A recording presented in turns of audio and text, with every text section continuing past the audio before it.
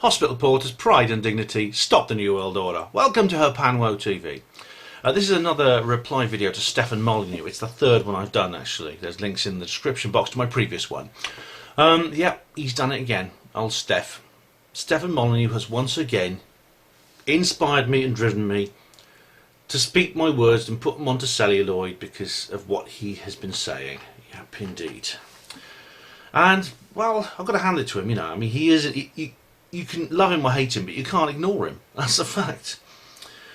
As it happens, you know, I do actually like Stefan Molyneux. I do respect a lot of what he says, even though I disagree with so much of it. And he's that kind of guy. I mean, he's a YouTuber. If you've not seen him before, he is a YouTuber. There are links in the description box to the videos I'm talking about, and so there's to the radio shows I'm talking about, because he actually has the links are actually not on his YouTube channel, because he also puts them up on SoundCloud as audios.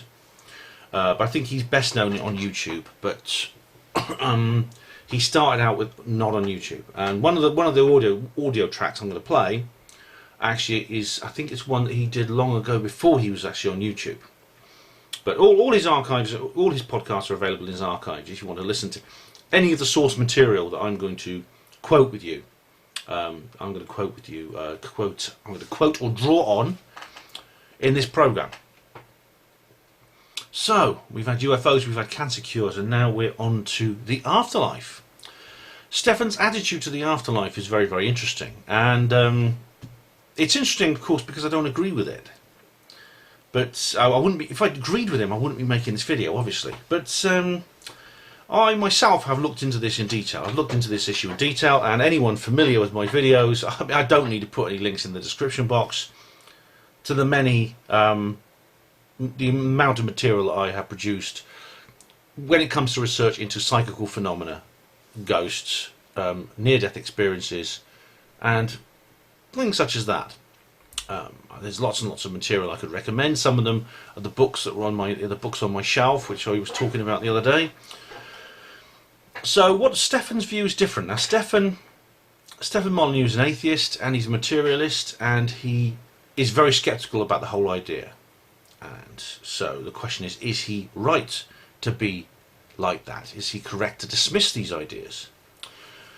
I was actually what triggered me to make this video in a non-SJW sense was it was actually one of my mindset colleagues, Trevor, who actually told me that Stefan had a rant about reincarnation the other day, and so I found the show and I looked through it. And I remember a few months ago he said something about ghosts, so I went and I dug up that show, and I used the search function to find a much earlier podcast he'd done on the afterlife.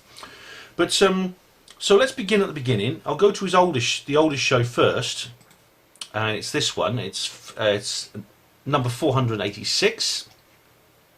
I don't know what year he produced that, but it's the audio quality is very different because he's out walking. He's doing what I sometimes do. He goes out and about with his camera or with his microphone, and he just walks along through the streets and things like that, voicing his thoughts. But it's basically it's a half hour clip, half-hour program, and he starts off simply by going into the philosophy behind believing without reason, on the assumption being that there is no reason to believe in the afterlife. And he just says, well, you know, you say to your kids, you know, you have to believe in this or believe in that, but then you say that, and then there's the afterlife comes along. And you say you don't need reasons to believe in it, and he talks about that, and then he finally comes on. It gets a lot more interesting because he finally starts talking about the reasons why one should not believe in it, and I'll just go to that now. Let me just look at the timestamp. Yes, it's that right. Okay, here we go. Bear with me, ladies and gentlemen. I'll just open up the file. Well, it's Steph. It's time for the bad recording. Invisible Unicorn Edgar has to be a better state or a worse state than the current world. Right. He's talking about the afterlife now. And, of course, everyone thinks it's a better state than the current world. Unless you, I guess, believe that you're going to hell, right? In which case, there's no possibility of saving yourself. And that's an interesting point. I mean, the idea of hell, which I don't believe in myself. I think it's a lot of people don't believe in it, but there may be unpleasant places in other worlds, other lives we might live. which may be where the idea of hell comes from. If this was a fantasy, I mean, he's going to talk about in a little while about why he thinks it's a fantasy that there is any kind of afterlife. It seems, and then he's going to make the wishful thinking argument. I'm going to tackle that. I mean, in a sense, I'm not making a point I haven't made already in my Manchester talk, which I uploaded last week, where I talk about this issue, the Materialist Bravery Award, MBA. But Stefan goes into it in more detail, so it needs to be addressed in more detail. I'll just carry on. Evil tends to mount in that. Oh, sorry, I was just going to say that it seems odd that if it was a fantasy of wishful thinking, that we would invent something that was so awful as hell. Sicilian mafia kind of way. But most people believe that the afterlife is better in one way or another than the existing life. And of course the logical result of that would be that you would kill yourself to go and get some of that good slice of infinite cheesecake that's on the eternal dessert tray of the afterlife. You'd go and kill yourself. I mean, this is. I read this somewhere else in a book, an atheist's book I read. I can't remember which one. It might have been Dawkins. It might be one of the others. If people really believe in the afterlife, why don't they just go and kill themselves? Now, these kinds of ideas are made only by people who don't believe in it. In a sense, I think they try to. People who don't believe in the afterlife tend to assume those who believe in the afterlife that are the motivations or the thoughts and feelings of those who do believe in the afterlife.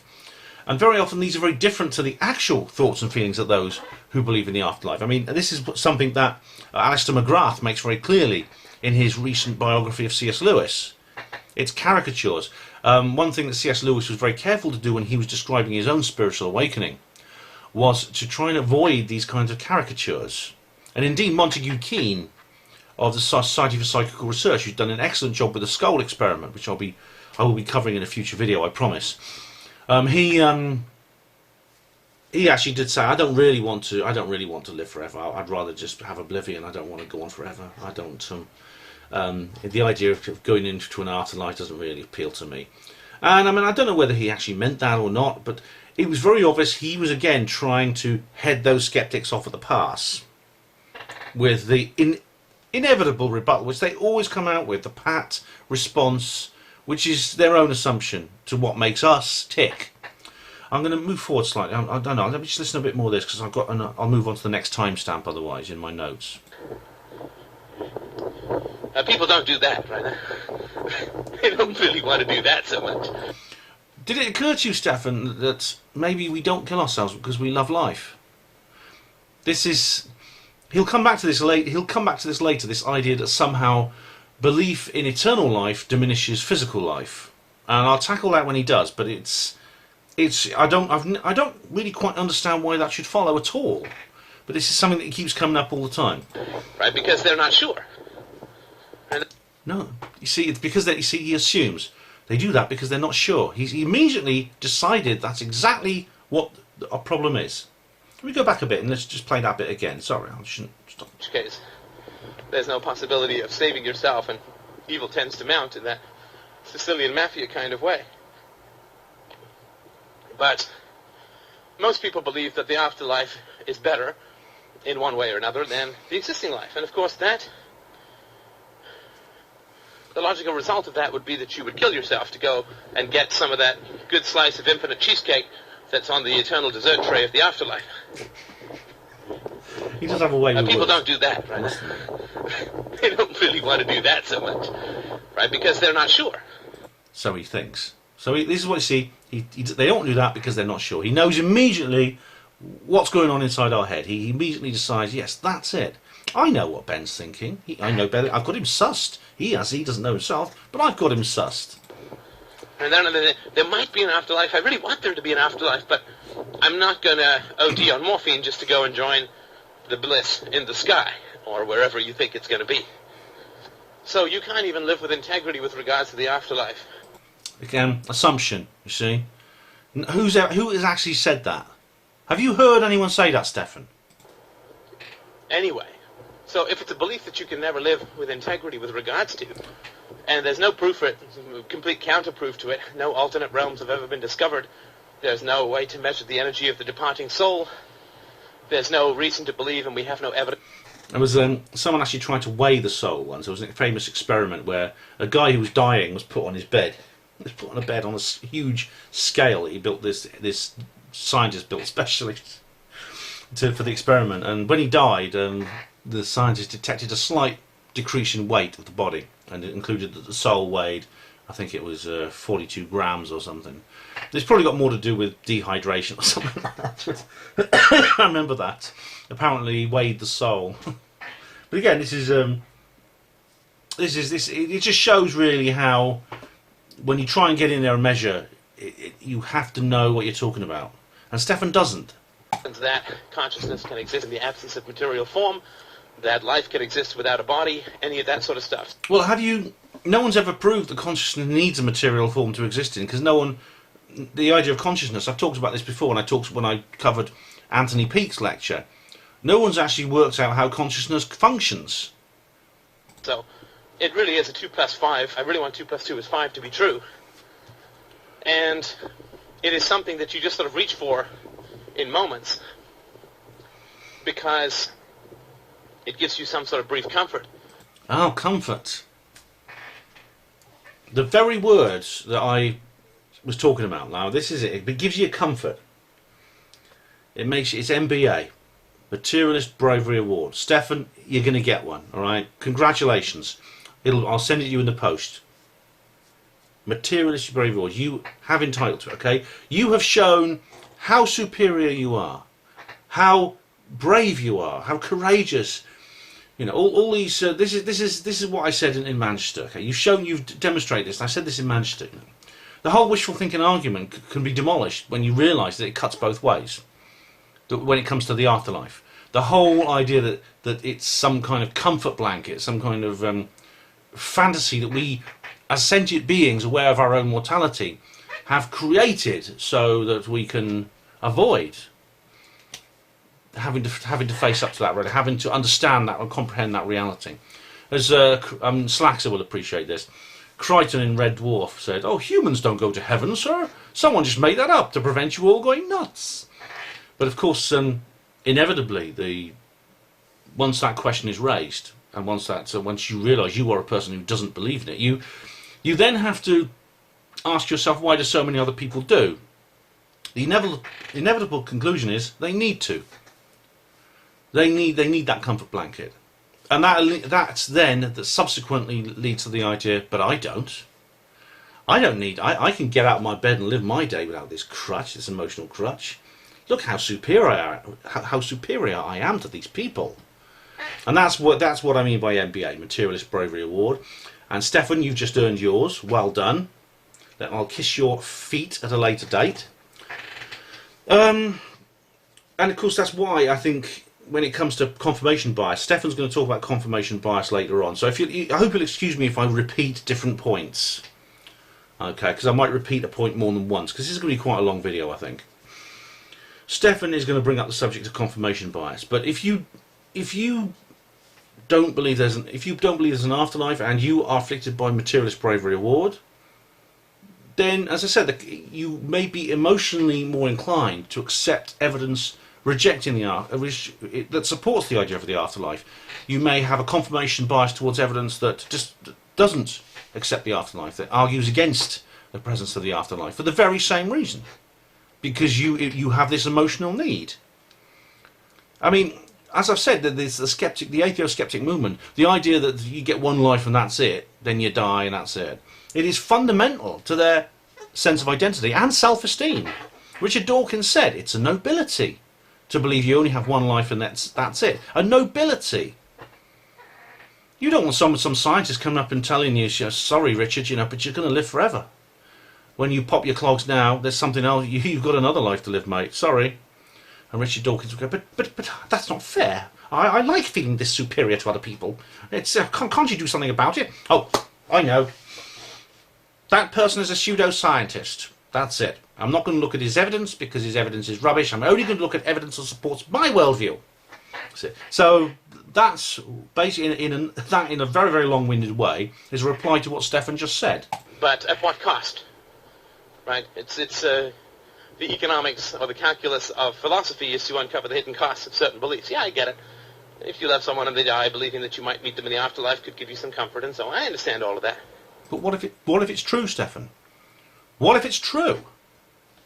This is the point. I mean, he doesn't say anything in this entire audio, or in any of the others for that matter. Or he briefly refers once to in the second video I'm going to play, or the second audio I'm going to play, about evidence. He only refers to evidence, whether it is true or not. And I know it's something he just Googled on the spot.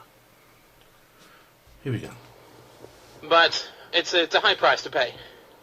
To give up your integrity and your authority and to teach your children that any random absolute that gives you momentary comfort can be believed in. Even if it's something like racism. Right? At least I'm not race X. What's that got to do with it? I mean, I think that just refers to what he was talking about in the beginning of this audio. So I must be fair. I mean, I think that's something you've got to listen to the whole audio for to understand. He's talking about basically the need to accept ideas with belief or without belief. So it's just go to the link in the description box. You can listen to the entire audio if you want. And that's not what you want to teach your children, of course. And that's not what I want you to teach your children, because I'm not going to be teaching my children that, and I don't want us to end up having to cross the street to avoid each other because you want to hang on to these silly notions of immediate comfort with life. Right, so one of the things that I asked this gentleman in the post was, well, how does your behavior change because you believe in an afterlife, right? Now, here we go. I'll go back. Sorry, I thought I'd written my notes down wrong. Is that it is generally true that the longer the time frame, the greater the procrastination with life. Right, he's talking about how he believes that Stefan thinks that if you believe in an afterlife, you will devalue the life you have now. This one life, this supposed one life we have, to quote the slogan of the British Humanist Association. So I'll go back a bit. Sorry, I thought I'd written my notes down wrong. I'll go back slightly. Silly notions of immediate comfort. And the other thing that I would say is dangerous about the idea of an afterlife is that it is generally true that the longer the time frame, the greater the procrastination with life. Right, so one of the things that I asked this gentleman in the post was, well, how does your behavior change because you believe in an afterlife, right? Now, if he says, well, I changed my behavior with X, Y, or Z, I don't worry so much about the things in this world, I don't care that much about ambition, I don't care about this, that, or the other, because I've got an afterlife to look forward to, and this is just this sort of veil of tears that we walk through. Veil of tears? No, it's a life. Life is very important. And people don't say that, though, right? They have to say, because the moment they say, well, I changed my behavior based on the afterlife, then you sort of have to ask in what way they changed their behavior. And they then have to sort of explain it logically, But have they, Stefan? Has anyone actually said that to you, or is this just some sort of hypothetical debate opponent you conjured up? I'd love to know. You don't actually clarify that in this audio. You really don't. I'm going to move on to the next audio because this one's he just sort of like winds down a little bit. Either way, I had some Hapanua ice cream earlier on, and I finished it all. I feel a bit bloated actually. When I did that video yesterday on Hapanua ice cream, I should have pointed out I hadn't actually eaten any at the time when I was making this recipe. I just had the idea and I decided to make it first and then eat it. So I hadn't actually tried it out before I showed you the recipe. It is actually very filling, and it can make you a bit nauseous if you have too much of it. Like when you eat a large amount of sweet stuff, it can make you feel a bit nauseous. Just to let you know. Right. So eat it slowly and in moderation. Right. Next video. This is a call-in. This is the call-in show he did in July of 2016. This is the one about ghosts. Hi everybody. Stefan Molyneux from Free Domain Radio. I'll find the right place in here. According to my notes. There we go. And then we'll head off. Oh, where are we? Right. This is somebody who called in called Dick, and he said this: "You don't believe in God, but do you believe in an afterlife? If yes, why? What about ghost encounters? I personally take any story I hear of ghosts with a grain of salt, but at the same time I can't really discount them all either. What's your opinion?" So I'll just let Stefan introduce the subject, and here we go. Your opinion. That's from Dick. Hello, Dick. How you doing tonight? And then he just introduces Dick, and Dick's I'm doing well. Yeah. Have you ever had a ghost encounter? No. Now, what happens here, Dick, I won't play you all this, I'll skip. Dick talks about stories that he hasn't had a ghost encounter himself, but he's heard stories from other people, including his own mother, who saw the ghost of her father, his granddad, when he died. This is a common thing. I mean, bereavement ghosts are very, very important, very, very common. That is when you encounter the spirit of someone who's recently departed. Usually it's someone you love and someone you care for, a close friend, partner, child, parent, etc. People I know have had this experience too. Now, of course, the skeptics will say it's wishful thinking. It's, you want them to be alive, so they're alive. QED. But some other people like Dr. Mitchell Gibson, who I've also brought up before, he is a doctor who treated complete strangers in a big hospital in New York City, USA. He encountered the ghosts of patients that he'd been doing CPR on, who he had no emotional attachment to. In fact, doctors and nurses, and you have to actively avoid getting emotionally attached to anybody you're dealing with, because if you do, you couldn't do the job. It would destroy you. So Gibson was dealing with people he had no feelings for at all. But anyway, I'm going to spin forward a little bit, just forward wind to this bit where this is interesting. Where is it? Here we go. Go back a bit. Hang on. Yeah, Gibson. I mentioned Gibson actually. He came up in one of our previous. Here we go. I'll just go. Oh no, he hasn't had any ghost encounters that I know of. He hasn't talked about what it all is. It could all just be some strange phenomena that we just can't explain yet. This is an important point. This is something that Stefan never really addresses properly. Dick does not. He says immediately, as I say, and I reiterate all the time. I'm not pretending I know what ghosts are. I'm not saying, well, ghosts are the spirits of dead people. Okay, I'm not pretending that. I'm saying that ghosts may be something else. They may be a completely different phenomenon. They may be actually more than one phenomenon that we generically categorise wrongly under a single title. So this is something that really doesn't come up in this discussion much. It's only a 20-minute discussion. I'm only playing your highlights. I'll carry on. But I can't really discount all these accounts. Exactly. Of ghost sightings. It's just too many people, like too wide a variety of events happening. Exactly. Sorry, you can't discount people who claim that they've seen ghosts. Well, I just can't discount all of them. Why? I could discount some of them, but not all. No, but why? He doesn't even know. Like I said, it just seems like there are too many different kinds of people. Some of these encounters just seem like too consistent. I've looked at stories of like certain hotels or buildings where people who don't know each other, who've never met, will have the same or similar experiences. Yeah, exactly. Well, I mean, without necessarily picking on your mom, Dick, you know that people can be terrible liars, right? Oh yeah, no, I know. And you can, in certain circles, you can get quite a bit of attention by claiming to be abducted by aliens or to have seen a ghost. I mean, there's some people who be like, ooh, wow, you get attention, you get positive reinforcement, if that makes sense. You get attention. Yeah, you do. You get called crazy. Anyone serious in this field who says that people who talk about having encounters with paranormal, UFO and other phenomena, cryptozoological, etc., are looking for attention. They're looking for attention. They're looking for fame and fortune and things like that. Okay, they don't know what they're talking about. You get attention. You get massive amounts of negative attention. You don't get. You get the wrong sort of fame. You get called crazy. Look at Robbie Williams. Robbie Williams, successful singer, admired by everybody. Then he starts talking about his abduction experiences. He starts talking about his interest in UFOs. He's a loony. He's a nut job. There's cartoons of him in the sun, dressed up like a farmer in a field. I mean, and you get laughed at down the street. Look at David Icke. Oi, nutter. Oi, loony. It's the idea that someone would do that, put themselves through that willingly, is absurd. I mean, a lot of people I know who've had encounters of these kinds, afterwards they say, oh, God, I wish I'd kept my mouth shut. I really just wish I hadn't said anything.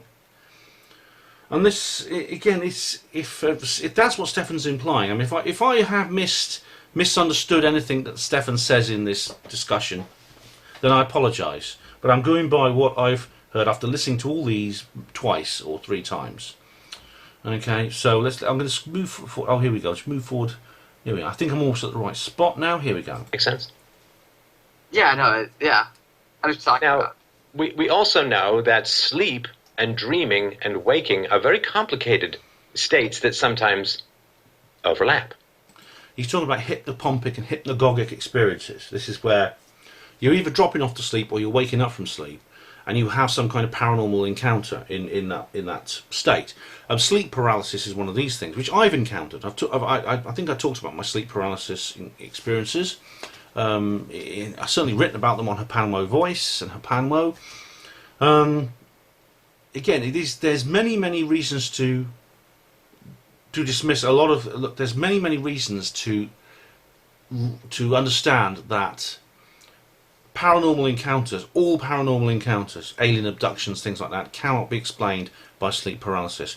Dave Hodrian of the Birmingham UFO Group has done a great study on this. He's made he's done a really good report on exactly why alien abduction experiences differ from sleep paralysis. I know I've never been abducted by aliens, to my knowledge. It's possible it's done without my knowledge. I'll talk about that some other time. But I've never been abducted by aliens. But I have had sleep paralysis. I get it regularly, and several times I've seen entities in my sleep paralysis. Maybe I should do another video about that, actually, because that's very important. I've done articles about it, but I've never actually done a video about that. So if that's what Stefan is saying now, that ghosts are the product of hypnopompic or hypnagogic experiences, he's wrong. I don't know if you've ever had a lucid dream or a highly vivid dream. I had some years back ago. I've had a lucid dream. Yeah, but I knew it was a dream. I knew it was a dream. I didn't. It was basically a dream which was just like waking life, and I knew I was dreaming. I'm going to move forward to the next part. I'll skip this bit I was going to talk about. Here we go, because I'll go forward to that area, and I'll just make sure I get it in the right spot. It's 15:07. Right, this is the next point of interest. Yeah, that's completely possible. And, when it comes to the old Occam's razor thing, like, well, what is the simplest explanation? Well, certainly when it comes to sleeping and dreaming and waking, the simplest explanation, since we know that people are hallucinating like crazy every single night, the simplest explanation is to say, well, they're hallucinating and they are unaware of it for whatever mental trick reason, right? No. Occam's razor, I explained this in my Manchester gig. Right? Occam's razor is a problem-solving exercise, which said the simplest explanation tends to be right, so go for that one first. For instance, if your radio breaks down, try changing the batteries before you open it up and stick a screwdriver in and start fiddling with it, because flat batteries are the most likely cause of a radio's malfunction. The thing is, skeptics will then apply Occam's razor to unknown quantities. And when we're talking about ghosts, we're talking about an unknown quantity. We don't know how common ghosts are. If ghosts exist at all, we don't know how common they are compared to the ghost-like experiences being generated by the brain in a near-sleep state. We don't know that. I should point out, I'll tell you in a minute, I'll tell you about that in a minute. But, what skeptics do is they take Occam's razor, they apply it to something like the paranormal, and then they try to assign a hierarchy of likelihoods to that, which you can't do. Occam's razor is a very useful problem-solving tool for known systems, where we know how much more likely one thing is than another. With ghosts, you don't know how much more likely it is than the other. Now, I personally I've talked about this before, but I've seen the ghost of my ex-girlfriend's father. I saw him in 2008. I was on a train. I was in a hypnagogic state. I was half asleep, in other words. I was on a train. I was half asleep, and I saw the ghost of my girlfriend's father. Now, according to Stefan, that's basically, well, I was hallucinating. It was a hallucination caused by the hypnagogic state, and basically it was a dream that was sort of like the world of my dreams. These hallucinations you all have every night, as he says, was sort of was overlapping with my waking experience because I was in that half asleep state. However, when I went back to my girlfriend's house and I told her about this experience, she went upstairs and she got a photo album that she had never shown me before. That's very important. And she showed me a photograph of in the album, and she said, was that who you saw? And I said, looks a bit like him, yeah. That's my dad, and he died in 1988. See, I didn't know what her father looked like. So how did this come from my brain? So I'll just carry on. That's an important point. That is one ghost-like encounter that cannot be explained with the model that Stefan is proposing. Like there's an explanation. I remember hearing about this when I was very young. This explanation for déjà vu, right? This sense that everything seems familiar, but you don't know exactly what's going to happen next, right? I mean, if you've seen a movie before, oh, this is familiar, and I know what's going to happen next. So everything that arrives to you. So the theory was, and I don't know if it's been validated at all, but it was just a conceptual theory, that we have sensation, and then we have storage, and then we have recall in our mind. Yeah, I'm not going to. This is a little bit kind of off topic a little bit. Stefan, déjà vu and ghost phenomena are not related. Anthony Peake, if you watch my video about Anthony Peake, and there's an interview with him on a Panro Radio as well. It's Anthony.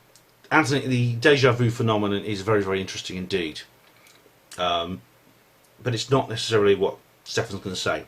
We see something, we set it in storage, and we can return. Because that, of course, is a question.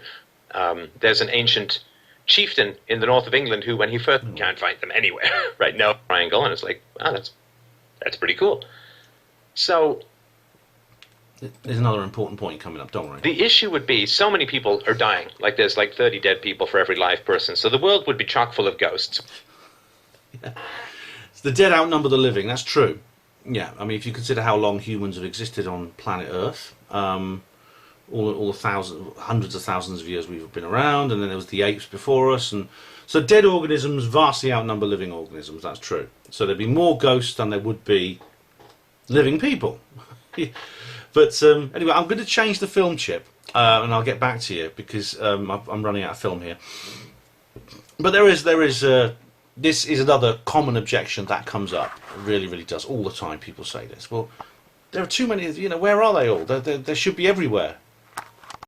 Okay, so we'll continue. Got Stefan talking about overpopulation of the afterlife. Here we go. Were there to be such a thing as ghosts? And for ghosts to impress themselves upon our senses, they must exist somewhere and provide some sort of sense data feedback, right? Right. In this case, with your mother, it would be sight. Right. Now, with the dead outnumbering the living, and if the dead can impact us in some sense data way, then they shouldn't be hard to find. Like, can you imagine? Why? Are you sure about that? I mean, you're making another assumption. You're making an assumption that they are plainly visible at all times as physical objects. Well, even physical objects are not always visible. I mean, there's animals that use camouflage and things like that. Again, this is a completely unknown quantity. Even paranormal investigators don't have an answer to this. And again, I mean, I know Stefan covers an awful lot of subjects. I've said this before. But this is the kind of discussion where you do need to know something about the subject in order to really get to grips with the issue. And I know that's difficult for Stefan because he covers such a wide variety of subjects. But there's no other way, because this can't be dealt with in shallow sound bites. Dead people saying, I think I saw a live person.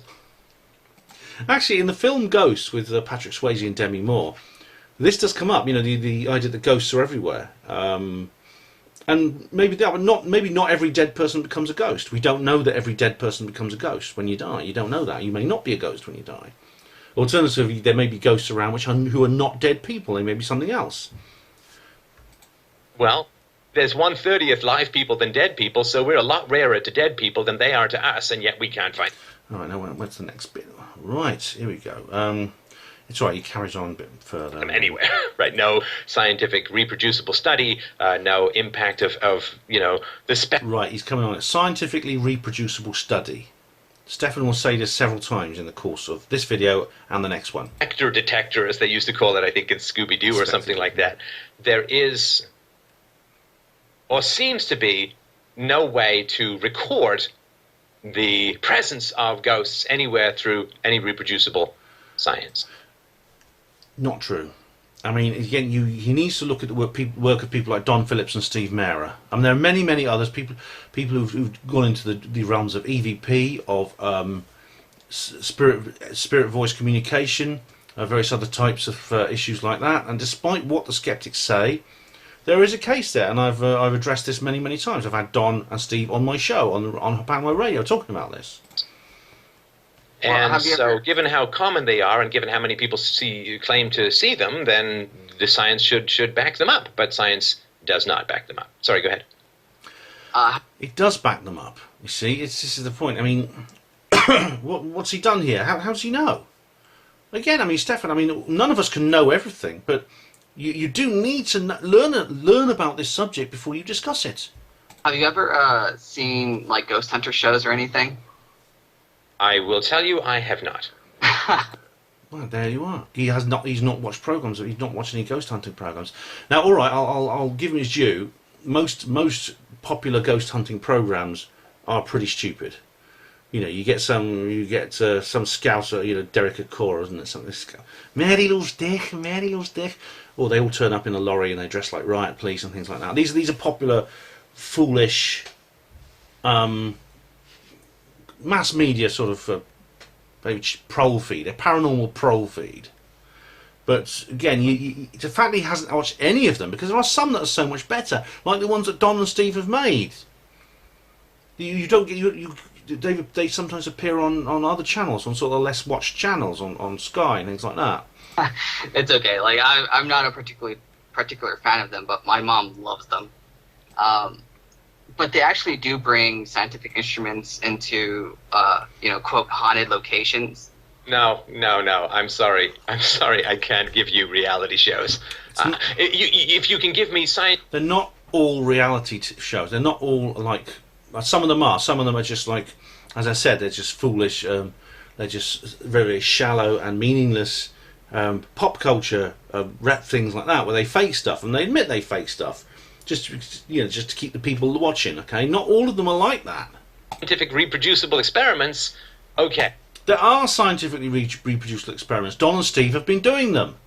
I can't give you reality shows. Sorry, dude. You can't hang your hat on that.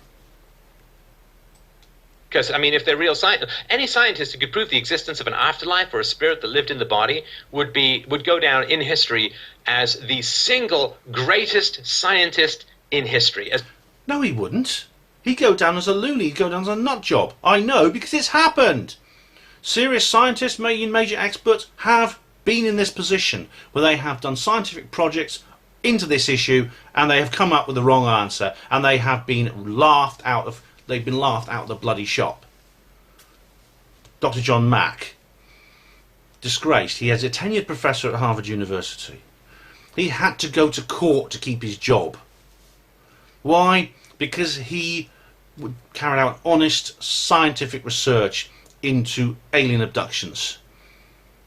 Honestly, he dealt with the evidence. He didn't go in there with a bias. He went in there as a proper scientist. And when his rational, scientific, empirical process gave the establishment the answer they didn't like, they tried to get rid of him. In the end, he died sadly in a car, in a road traffic accident. He was run over by a car. But they'd have got him out. They'd have found some way to... And he reports, he says, even went before that, he says that his life at the university was destroyed because people sent him to Coventry. They wouldn't speak to him in the cafeteria and things like that. Former friends would just walk past him in the corridor and not look at him.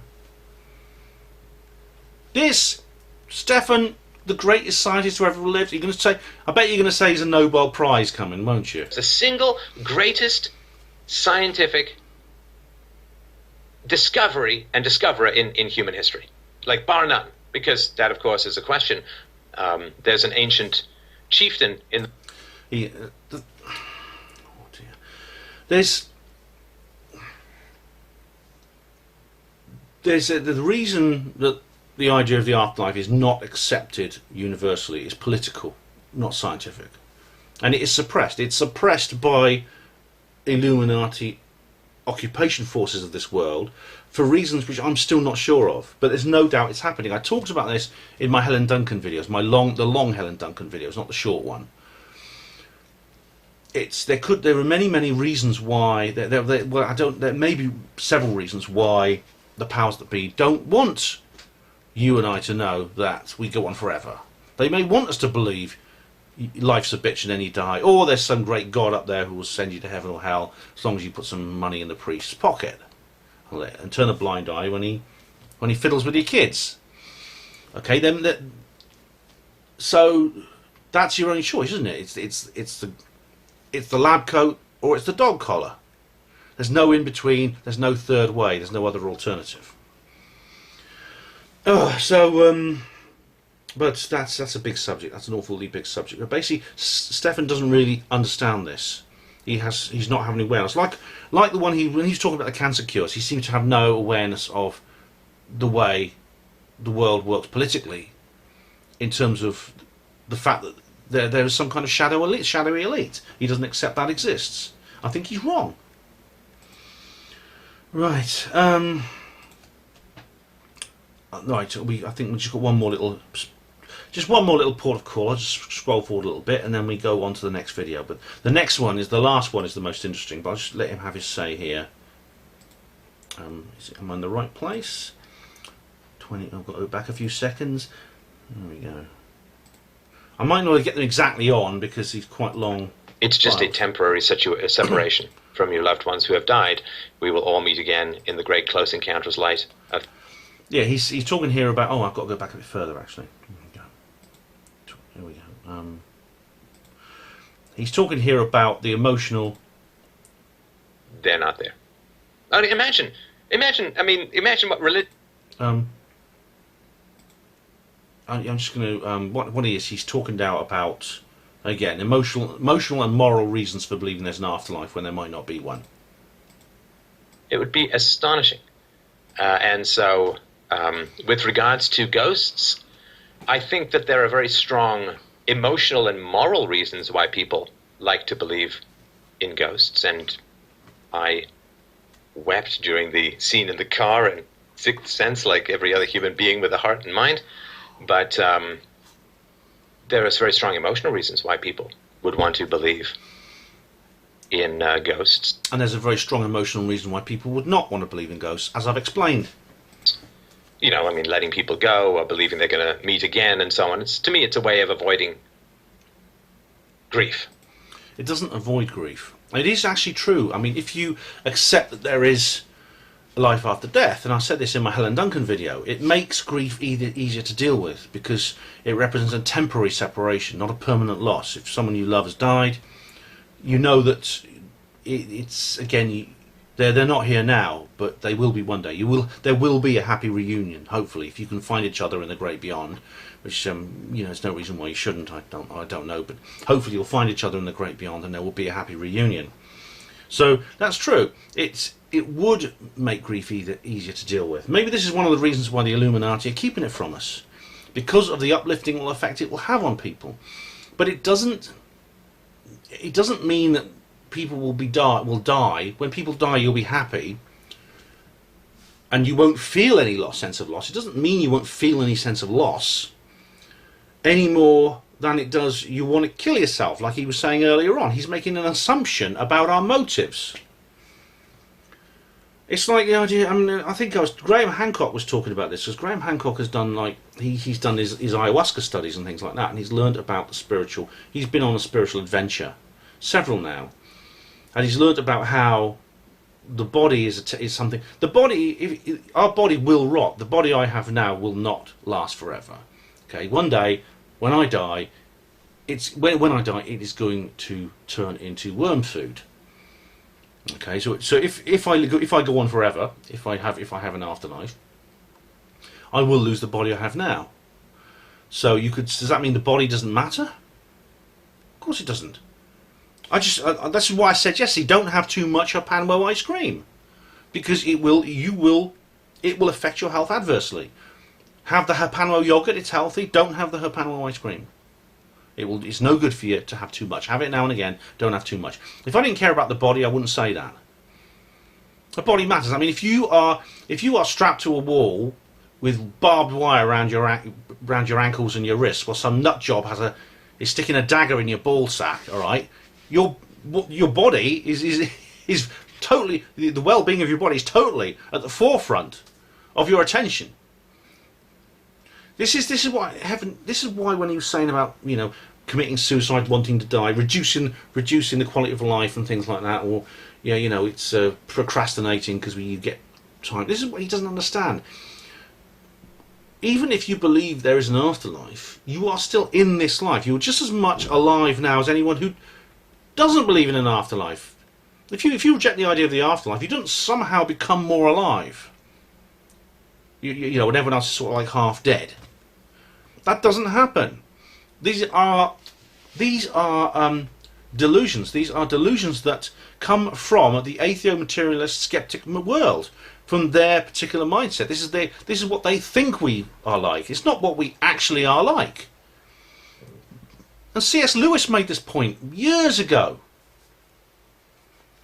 Oh, here we go. I'll let him carry on. Let him rant on. To believe that it's just a temporary separation from your loved ones who have died. We will all meet again in the great close encounters light of the afterlife. Is he being funny now? He does this. To be honest, he's quite amusing sometimes. It's the closing out. Closing out was UFOs. Is nothing to do with the afterlife. So if somebody you love dies, or even somebody you don't have closure with dies, and trust me, when you get into middle age, it's on your mind from time to time. But when somebody that you love dies, or somebody you have a history with dies, and you can believe that you can have conversations with them again in the future, you can find out the facts, they're still there, they're still around, you're going to meet again. Well, I assume that it makes it easier that they're dead. You assume, exactly. You assume that. Because they're just on vacation and waiting for you. No, they're still dead. I can't see. I mean, people I love have died. I don't know where they are.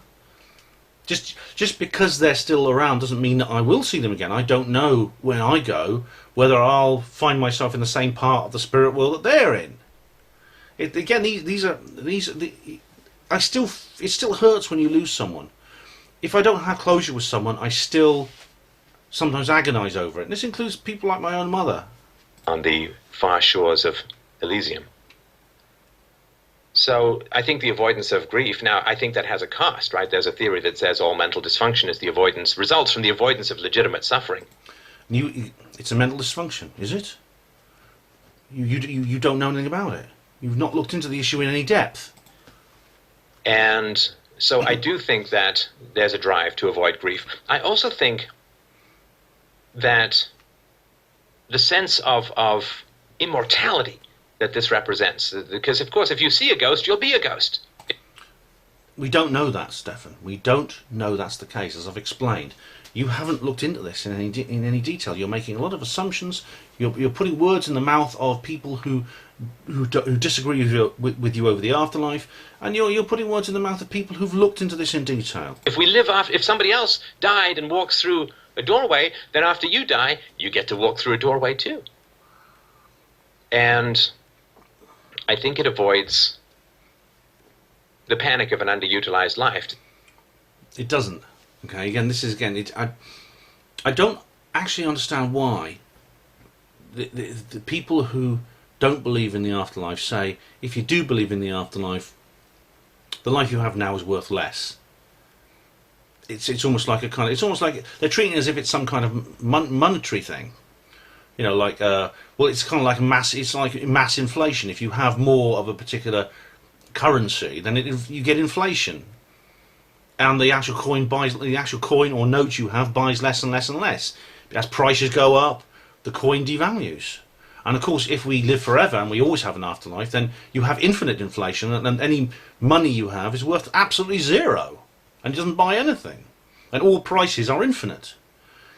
But that is, again, it's an assumption. This is. I don't want to keep repeating myself here, But it is what they think we think. It's not what we think. It's not what researchers think. And it's not what people who accept this research think.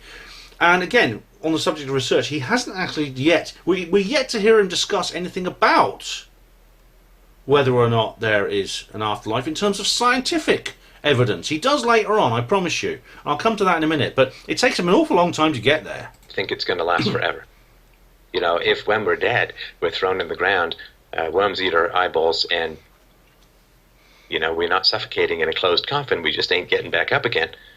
And we have no more life into us than, and no more voice, and no more future, and no more thought in us than a battery-powered radio with the battery ripped out. We're dead, we're gone, we're done. We live on in the good deeds that we've done with others and for others. We live on in our children and the effect we've had on them. We live on... That's true. That is absolutely true, and I accept that. This is why I try to do good in my life. I've got a child. I try to bring her up properly, things like that. But again, does the existence or non-existence of an afterlife have any bearing on that? In this case, in the conversations we've had with people, especially, of course, if through this show and through the internet, and because it's foolish, it's dangerous. Oh, I'll go back. After the energy which produces it is gone. He rambles on a little bit, but he comes on to something else. Is like expecting a light bulb to continue to burn after we smash it with a bat. Death smashes our brains with a bat biochemically. He's talking about the idea that because this guy he was talking to, Dick, said you can't destroy energy, so therefore you can't actually die because your body has energy. And Stefan correctly says, well, that doesn't always follow. A light bulb, you use energy for a light bulb, you smash it up, the light bulb is gone, it's not going to work again. But that's beside the point, really, isn't it? It's not. I think Dick was wrong to bring up this actual argument, because that's really not what is really relevant to the research into this field. And the idea that we can live on is, to me, foolish. And because it's foolish, it's dangerous. And why is it foolish? Is it real or not, Stefan? Is there evidence or not? What does the scientific research actually say? And not just what you've Googled in the middle of this conversation. If you look into it in more detail. I think it's dangerous for many reasons. It allows us to defer things because when you are gripped with the idea of immortality, it messes with your sense of priorities. Again, he's repeating a point you made earlier. I don't accept that. It allows us to avoid things. You know, if you recognize that if you have issues with someone or you wish to resolve, or if there are things that you wish to say to somebody, and that somebody is... so I'm going to forward wine a little bit. That's bad. He's repeating himself a bit. So I think there's a great danger to the sense of immortality, both for one's own choices and commitment to doing good things in the world in the here and now, having a positive effect on the world. If the only... Like, when I'm dead... Why? Why? I don't understand. When I'm dead, then the only positive effect that I'm going to leave in the world, or the only effect that I'm going to have in the world, is the degree to which I committed to the good and interacted with others. So because when I believe that I'm dead, I'm dead. I'm not going to come back Jedi-like and whisper virtue into people's ears. Well, it's these shows, it's the work that I do in my private life, it's the work I do with my friends and family, it's the charities that I donate to. These are the things that are the... Are you honestly saying, Stefan, that if there was an afterlife, if you believed in an afterlife, you wouldn't do this show? You wouldn't do Free Domain Radio, you wouldn't go out and talk to so many people on YouTube, you wouldn't work so hard as you do. I know you work hard on this, I know you talked about how you rehearse things and plan things. Okay, you wouldn't do that if you believed there was an afterlife. You want to saying the only thing that motivates you is because you only get one life and then that's it. Be honest, because if I do believe I have an afterlife, I think I don't know for certain. No one knows for certain. You've got to wait and see. But I'm pretty confident I have an afterlife. I'm quite happy. The evidence leads me to believe that I will do that. So why am I doing Hapanmo Radio? Hey, why am I doing? I'm doing exactly what you're doing. I'm talking to people on the internet. Maybe I don't talk to as many people as you do, but I'm still making the effort. So why am I making that effort, Stefan? Why? Positive effects of me having been here. And once I accept that when I'm dead, I'm dead, I don't imagine that I'm going to be able to do Obi-Wan Kenobi style shimmery, avoiding George Lucas's terrible script writing while pulling in a huge fortune larger Oh, you Philistine. than all the rest of my movies and stage career combined, kind of afterlife positive effects. Well, then I'm going to have to commit. If I want to have an effect on the world and live after I'm dead, I'm going to have to commit to doing really great things in the world right now and having conversations with the people I want to have conversations with in the here and now. And so I can understand why people are drawn to the idea of an afterlife. Yeah, and I can understand why people are not. But I think it is a very dangerous deferral of things that could be done in the here and now. And it's a huge gamble. You know, either the belief has very little effect on you, in which case... Everything is a gamble, Stefan. There are no guarantees about anything. As you said yourself, you don't know how many breaths... You said earlier, you don't know how many breaths you've got. You breathed in twice and out. Those could be your last breaths. You might have as many as grains of sand on the beach. You might have as many as the legs on a spider, as you said. Life is a gamble, and there is no guarantees about this either. But again, does it really affect our behaviour that much? Who cares? Or it has to have an effect on you, in which case you really better get it right. Because if you get it wrong... You can't know for certain. You say, you better get it right. Well, I don't. You can't get it completely right. Okay, we all our prognosis of our future lives or life, or however many we have, or whether we just have one, are all based on incomplete information. I don't. An atheist, whether I'm an atheist or whether I'm a believer in the afterlife. Okay, I know I could get this. You know, the house I'm sitting in now could get flattened by a crashing aircraft. Okay, it could be hit by a meteor. I know that. It doesn't matter whether I believe in God or not, whether I believe in an afterlife or not. I think that you have, not you, but people who get this wrong have really missed out on. This is like Pascal's wager. You know, you might. Pascal's wager was, you might as well believe in a God, because if you don't believe in it, the consequences are much worse. But everything we do is a wager. I mean, in a sense, we apply that to almost everything in our lives at all times. We're constantly making these decisions. It's almost like, I mean, I'm not really into game theory, but it does have some validity in the sense that we are even subconsciously assessing every single action and reaction in our lives and making on-the-hoof decisions about what to do with it. Doesn't matter whether you believe in God or not. Really significant choices and options. All right, so just to clarify, you just give like no credence to reports of hauntings or anything of that sort. He hasn't heard any reports. Dick, this guy you're talking to doesn't know anything about it. He hasn't heard any reports. He may have Googled something briefly while you're talking, but he's not looked into this in any depth. No, because that which defies reason and the senses is not necessarily automatically false, but is certainly not in the category of true or valid. Does it defy reason and senses? Are you saying paranormal? You know, I've talked to you about psychical research, which you have not looked into. This is about reason and it's about the senses. I'm interested in this subject because I see it as a scientific hypothesis. Okay. Well, I mean, that was kind of what I meant by I don't know what to think of it, because, when I hear reports of, or, when people talk about hauntings and everything, like, I'm not quite sure if it's actually, dead people or just some strange phenomena that... There you are. See, this is the second time Dick has brought this up. Is Stefan going to address it this time? We just can't explain. I'm just not sure. Well, people can make up lots of stuff. The fact that I wrote fiction, the fact that I do role plays, the fact that I wrote poems and so on, you can make up a lot of great stuff in this world. And people can be very convincing in what they say. And people sometimes lie consciously, and people sometimes lie unconsciously. Well, do you expect me to deny that? Of course people can make stuff up. But again, we're dealing with scientific research here. We're dealing with an issue which has been examined with that in mind. And they can be enormously convincing. And this is why, because people are not convincing, then we have to have reason and evidence. Exactly. That's well, Stefan. Why don't you become one? Become a paranormal investigator. I mean, if everybody always told the truth, we wouldn't need really much science or much reason or much evidence. We wouldn't need them, right? So people are very convincing, and philosophy is the defense against the convincing falsehoods that people consciously or unconsciously transmit.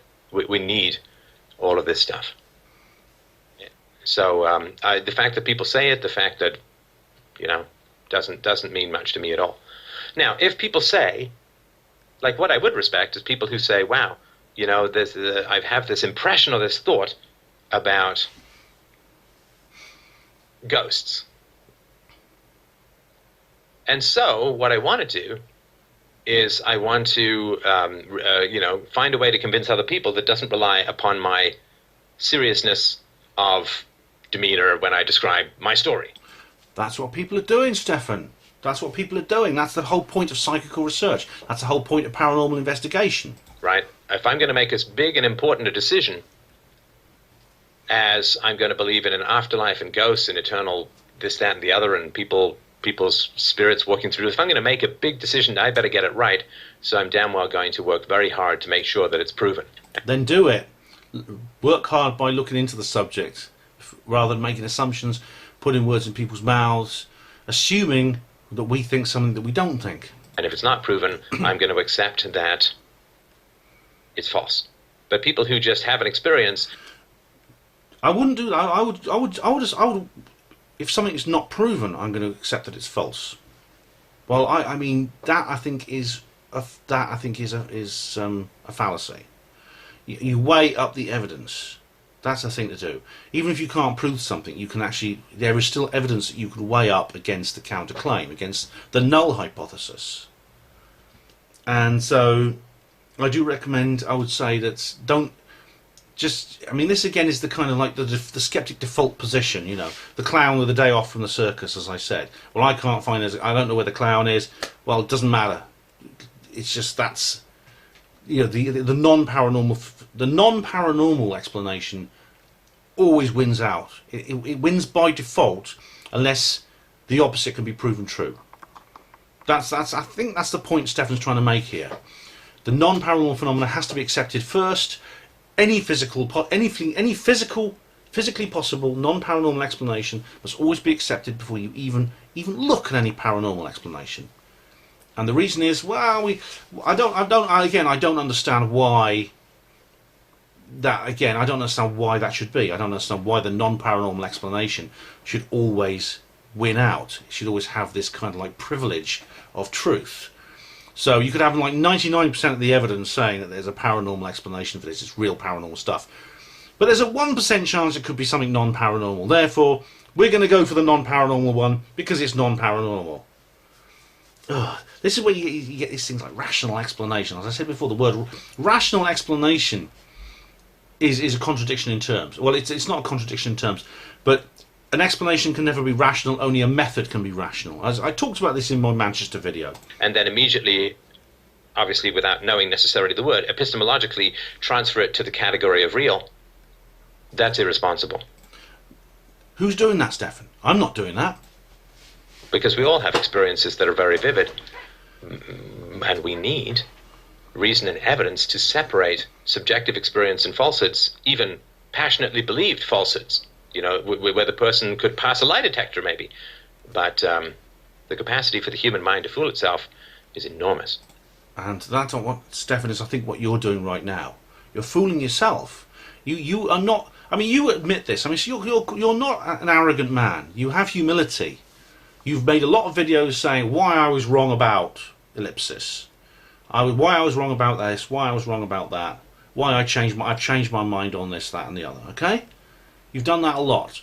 So why don't you maintain that attitude when it comes to this subject as well? And we are all tempted by fantasy. We are all tempted by wish fulfillment. We are all indeed. You want your MBA, don't you? We're all tempted by fantasy and wish fulfillment.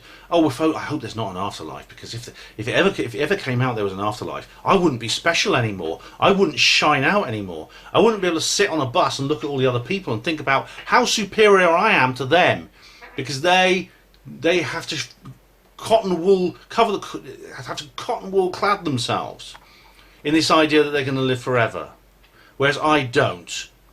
Tempted by confirmation bias, which is why we need reason and evidence. And if people are saying that there's an energy to us that survives our death, then I want to see empirical, reproducible, scientific evidence of that energy. I'll show you, Stefan. Just let me know. I'll just look at the videos I've done. Just watch them. Otherwise, what they're saying is there's an energy that is our essence that cannot be detected in any reliable way. Well, anything that can't be detected in any reliable way is a synonym for non-existence. And it doesn't matter. That's not true. It's not necessarily. Well, it means it makes it less likely to exist. It doesn't mean it's not a synonym for non-existence. Non-existence is when there's positive information to indicate something doesn't exist. Not being able to prove something doesn't necessarily mean it doesn't exist. Me, how convincing they are, when I was once roped into, or I shouldn't say roped into, but I went, like a lot of people, I ended up one time by a timeshare presentation. Don't even ask how it. But the bullet goes in and it seals afterwards. Gone in its passage. He's rambling. Shot in water. Gone in its. There we go.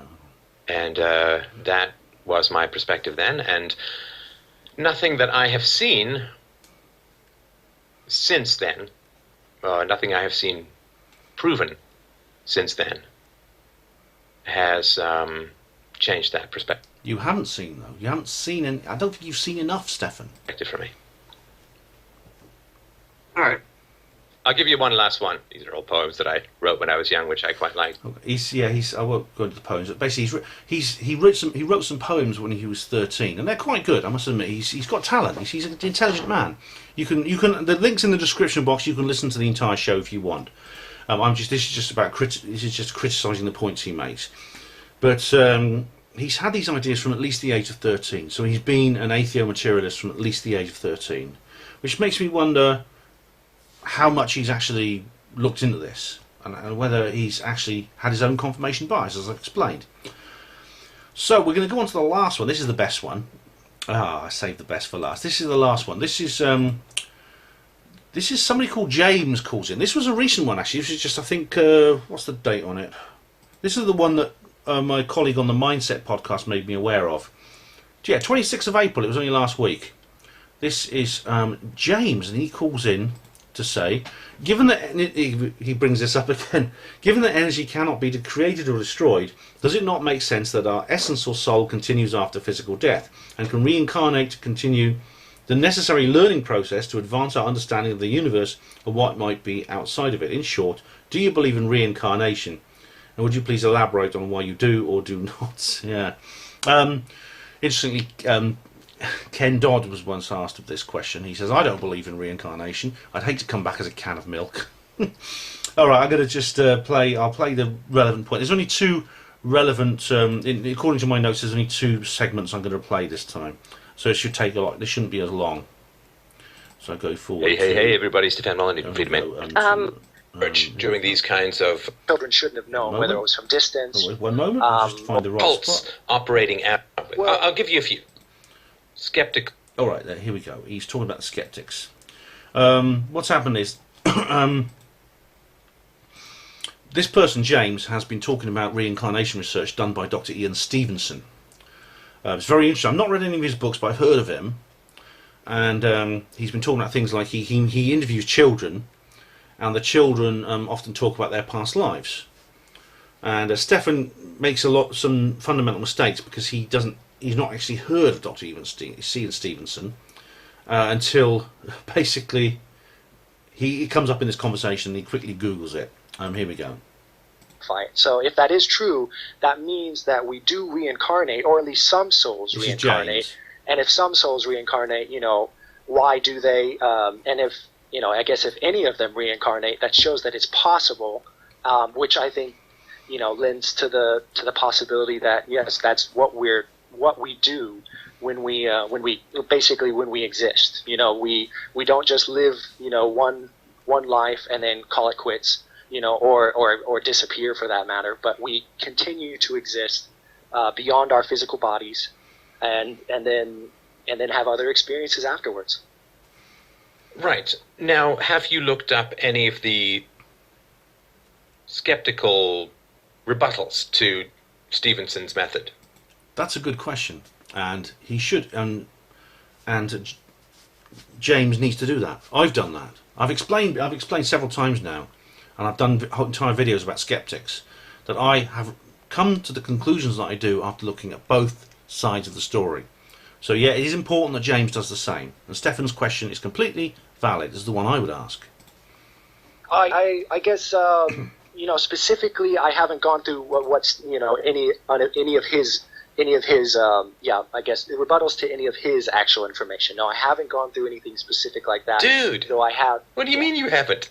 Oh, Stefan cuts him off. He said he hasn't looked at any of the rebuttals specifically to Stevenson's work, but has James looked at the rebuttals to other people's work who look into this in detail? Well, yeah. No, yeah. Oh, come on. I guess. Come on. Well, it's because you can't say, well, I've now crossed over and I've accepted reincarnation and soul and past lives and disco gods and all of that. And one of this Stevenson fellow, I haven't looked up any rebuttals to anything that he came up with. Well, I'll give you a few. You should have let James finish talking here. You should have just let him finish talking, because because James might have gone on to say, yes, but I have looked at information and rebuttals to other areas of this particular field of research, because Stevenson is not the only person who looks into this. Okay, I mean, just look. I'll show you. I'll look at his website in a moment. I'll give you a few. But this shows confirmation bias, right? You want this to be true. And you want it not to be true, Stefan, don't you? Therefore, you've read some of this stuff, and it gave you that goosebump of confirmation bias. Ooh, it's got to be true. I'll agree with you there. Okay, so just so people understand this, right? So finally, we get to talk about evidence. Worked with translators in countries, and he didn't really know much about the countries. He certainly didn't understand the language. So, asking anyone is tough enough, but asking children is particularly tricky, right? True. A quote, interviewer bias is the central driving force of the creation of suggestive interviews, right? A good researcher knows how to avoid suggestive interviews. And the same when it comes to translation. You get a good translator, it'll work okay. I don't know if you remember, I think it was in the 80s, there were supposed to be all of these satanic cults operating. He's working with translators in cultures that already believe in reincarnation. Right, that's another important point. He's working with he works in cultures that already believe in reincarnation. Does he? I suggest you open up Dr. Stevenson's website, www.neardeath.com/reincarnation/research/Ian Stevenson. If you just Google his name, Ian Stevenson with a V, as in Stephen Greer, not a PH as in Stephen Bassett. And I'll just go through some of the things he's talked about, because Stefan has just said he works with translators in countries where people already believe in the afterlife, like India, for example. Ian Stevenson, 1918 to 2007. So he died 10 years ago, this guy. He was a psychiatrist, worked for the University of Virginia School of Medicine, founder of, of the Virginia Division of Perceptual Studies, Parapsychological Phenomena, Reincarnation, Near-Death Experiences, Out-of-Body Experiences, Life After Death Communications, Deathbed Visions, Altered States of Consciousness, and Psychical Research.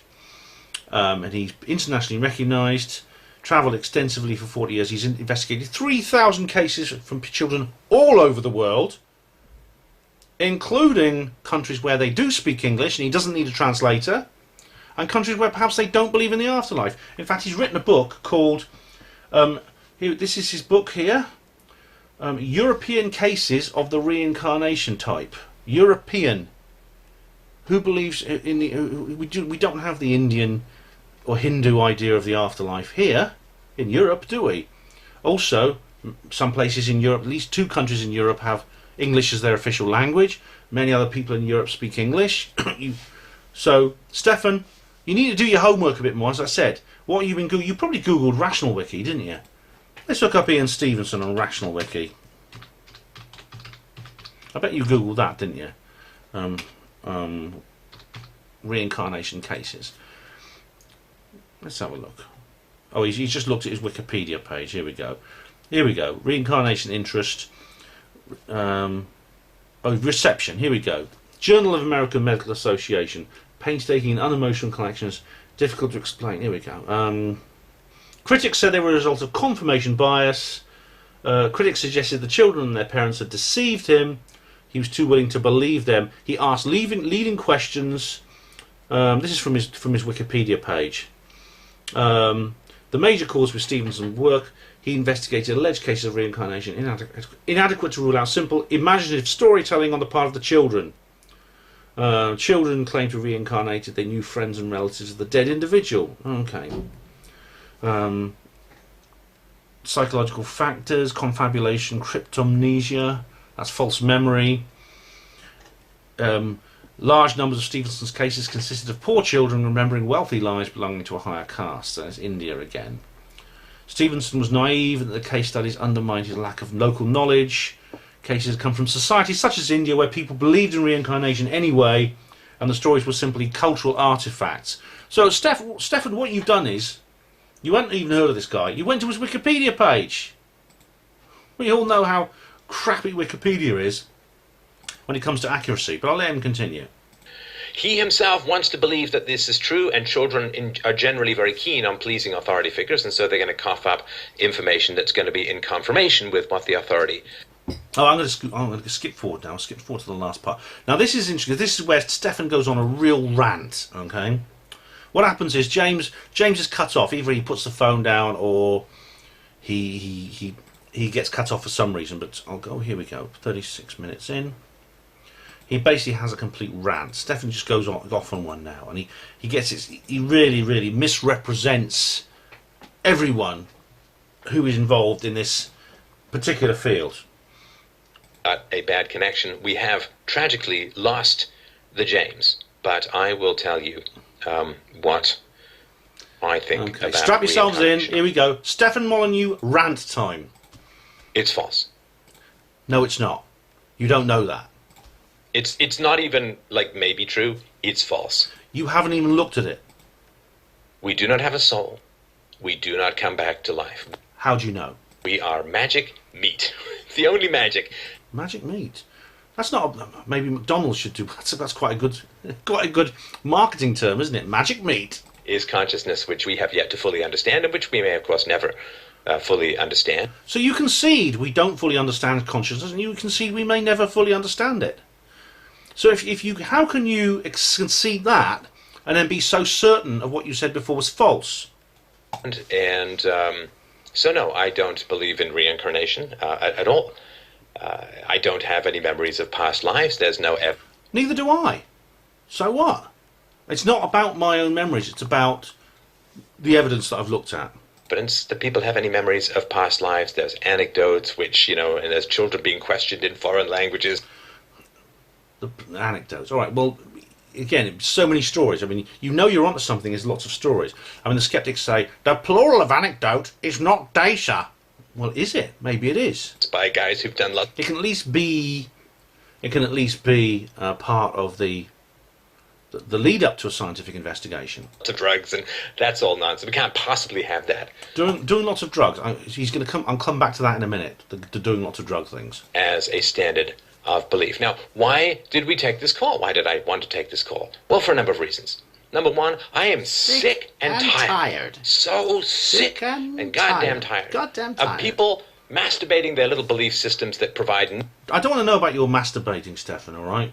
And no one's talking about masturbating here. No obligation for them whatsoever, Now, the obligation thing, that came up early in the conversation. I've left it out of this particular review because it's not relevant, but he claims that... James's ideas means he has no sort of philosophical obligation or anything like that. I'm going to leave that whole point aside because it's complicated and I'm not sure whether it's true or not. But I'll just let him carry on. The world is in a dangerous place. The world is kind of in a crisis right now. I know. And people mucking about with, am I going to come back as a dung beetle or a phoenix, is bullshit. Well, what are you going to come back as, Stefan? Probably some sort of loudmouth bird of paradise who squawks in people's ear. That's what you're going to come back as, I think. And I know the world's in crisis, okay? But again, is this idea of the world being in crisis, okay? Again, does what James said, having James's ideas, mean you don't accept that? Look at my website, Hospital Porters Against the New World Order. I talk about the afterlife, I talk about souls, I talk about ghosts, I talk about spiritual matters, but I also talk about governments, I talk about politics, I talk about science, I talk about the dangers of the politicisation of science, I talk about down-to-earth, three-dimensional, feet on the ground, nuts and bolts issues. I do it all the time. So I know the world's in bloody crisis. Does it matter that I think what I do? Does it change that? This is an adaptation to the point he made earlier about belief in afterlife means you defer, your own life has less value, your physical life has less value if you believe you have an afterlife. Again, I dispute that, and I dispute this as well. Get off your ass, put down your bong, and do something to save the world. Now he's talking like my comedy character, but you do nothing. I haven't made a video with but for quite a long time, not least because it was one of the things they kicked me out of my job for. But get off your asses and do something! Because it bloody well needs it right now. I am sick and tired of this meism, this vague, kind of mystical, otherworldly, other reality. You don't have to help the poor, you don't have to tutor the ignorant, you don't have to heal the sick. Who's saying that? Who's saying you don't have to help the poor, you don't have to feed the sick, you don't, or look after the sick, or tutor people? You don't even have to shovel anyone's goddamn driveway. Okay, I've shoveled driveways before. Where does anyone say, I believe in the afterlife, I'm a spiritual person, therefore I don't have to help the poor. I don't have to try and change things within this world. I don't have to shovel people's driveways. When has someone said that, Stefan? Because if anyone says that, I'll go along with you, and I'll accept that they're out of order. But James never said that. I know you think he did because he didn't have obligation or something like that. But I mean, I listened to this interview twice. I don't think what he said justifies that. And I certainly don't.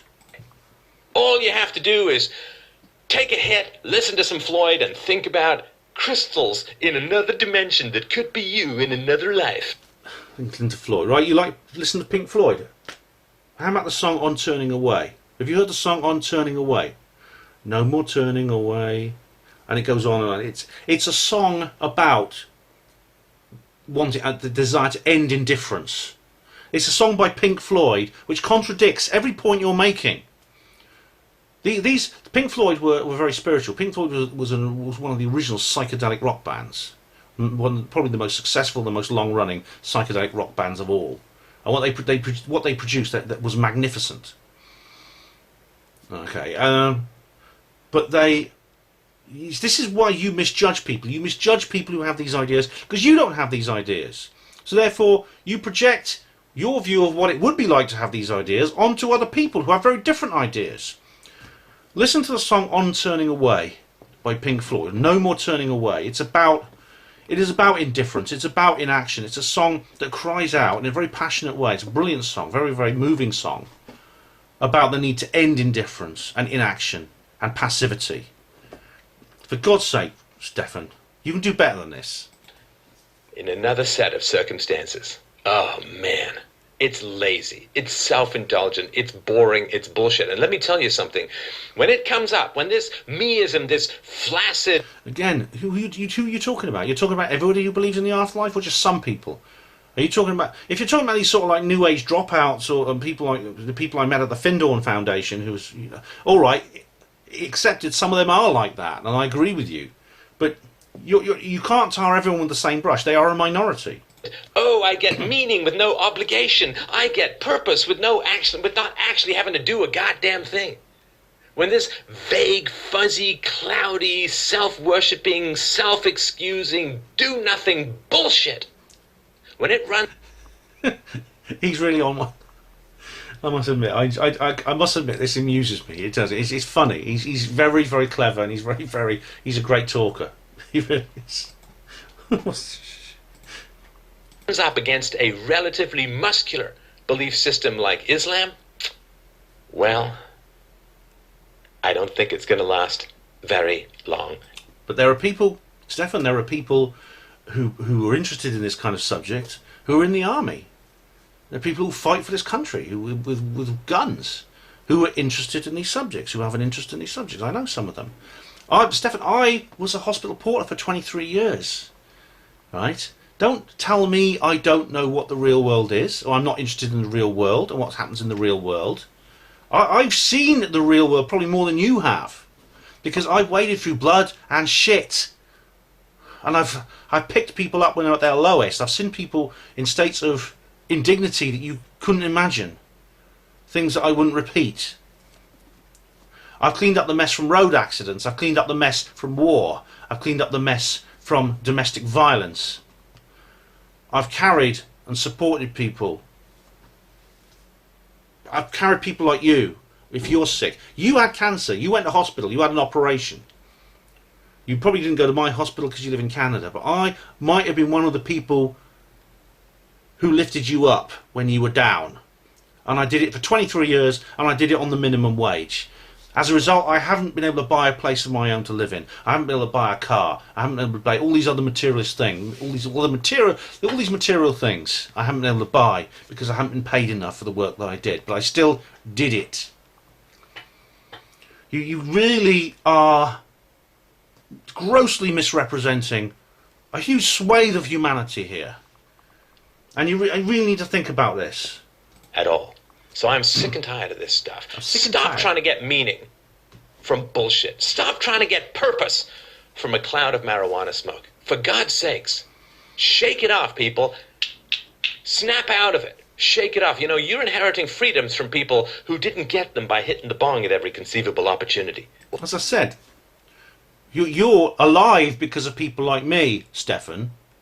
All right, I know. All right, going back to the cancer cures video. I know I had different ideas about this. Okay, you wouldn't be here talking and disparaging me and people like me if there weren't people like me to save your life. All right, I'm a hospital porter. But I'm part of the team. The doctors, the nurses, the other people who operated on you. Every time when the surgeon picked up his scalpel to cut that cancerous lump out of your neck, I picked it up with him. How dare you? What are you, necking freaks and geeks? For God's sakes. Stop air drumming. Stop staring at your lava lamps and listening to Moog synthesizers. Come on. In the dark, for God's sake. Lava lamps and Moog synthesizers, Stefan. Now you're showing your age. I'm not that old. Wake up. Snap out of it. This is the life you have. I know. I'm not denying that. Nothing else. But maybe there is something else. It doesn't mean this isn't a life I have. Nothing else is coming. No afterlife, no resurrection, no reincarnation, no heaven, no hell. Nothing is coming. What you have is now. I know. What I have is now. It's very important to me. It means everything to me. I want to live. I want to live as much as you do. What you have is today. What you have is... I have today. Today is very important to me. All right? I know that. Breath. I'll just... In and out and in. And nothing outside is going to bungee in and excuse you for pitifully wasting your life. Who's wasting their life? Who is wasting their life? I'll go back a little bit because I missed a little bit. Sorry, Dan. It's just... In and out. I'll go back to this bit. And in and out. And you know what? I got my things mixed up here because he uses an analogy now that I quoted earlier on because I thought he said it in a previous video. That means that's 2 less that you have to live. It may be grains of sand on a beach. It may be logs in a pile. It may be 4 more you don't even know. You might have as many breaths left as legs of a spider. That's all you're going to get. All you're going to get is what you make, what you reason, what you think, and what you will. What you will. Nothing outside is going to bungee in and give you meaning. Nothing outside is going to bungee in and excuse you for pitifully wasting your life. Nothing and no one is coming to make everything better, to make it all right, to make it all work out for the best. You know who's coming? Let me tell you who's coming. Who's coming is bad people who want to rule over you. And you can... I'm all right, don't worry. Bad people want to rule over me. Now, Stefan, you're turning into a conspiracy theorist now, aren't you? Bad people want to rule over us. I know that. Okay, I'm a conspiracy theorist. I'm aware of that. So let's hear it. What do we do? What am I doing wrong? when it comes to addressing these bad people? In what way have I shied away from speaking about the dangers this world is in? Snort all the crap you want to short-circuit your brain, and you can stare at disco lights through a chandelier. It will not stop one bad person from putting his boot or heel on your fucking neck. Not one person will be stopped by your deluded fantasies. Maybe not. Maybe that's not true, okay? Maybe if they're not deluded fantasies and they're real, if they're not real and they're being suppressed by the big bad people, all right, these big bad people who want to rule us, then why is it, Stefan? Could it be the reason they are suppressing this is because it gives them political power, as I explained earlier. I explained in more detail in my Helen Duncan video. I'm going to have to do a future video about that. But I mean, look, there's this book here. I showed this DMT, The Spirit Molecule by Dr. Rick Strassman, okay? Just read, if you read one book, just read that, okay? Because it is a scientific treatise on this whole issue. Dr. Rick Strassman was a scientist. He went in there unbiased and he uncovered something amazing. Now, he met obstacles at every turn, even ordering the drugs he needed for his experiment. He was blocked at every turn by government legislation. Okay, you're an anarchist. You believe in a stateless society, the non-aggression principle. You say these things all the time. Does it occur to you that this is a secret they're keeping from us, and you believed them? You've believed them, Stefan. Maybe if we had more awareness of ourselves as spiritual beings, it might inspire us actually to take more action. It may make Illuminati rule of planet Earth impossible. As with UFOs, there seems to be something quintessential to the power these people have over us, which is connected to this secret. Take that secret away and they wouldn't be able to rule us. Have you thought about that, Stefan? Have you thought about it, maybe rather than you ranting on about this and not even looking at evidence? Maybe if you looked at the evidence and you accepted something was real, maybe that would be a step forward to stopping the big bad guys with the boots on your neck, eh? Of otherworldly escapism. It's cowardly, it's ridiculous, it's embarrassing, it's retarded. And I apologize for that. That is an insult to retarded people. So that's why I asked, how do you know any of this is true? And the answer is you don't. Yes, we do. You don't, Stefan. You haven't looked at the evidence. You have shown. It's not ignorance. It's not a lack of willingness to address the evidence. It's the fact that you just didn't. Maybe because you got your head in other things. Fair enough. But you're dealing with a subject. You're talking to somebody about it. You're putting this out on the internet. People who do know more about it are going to challenge you on it. That's life.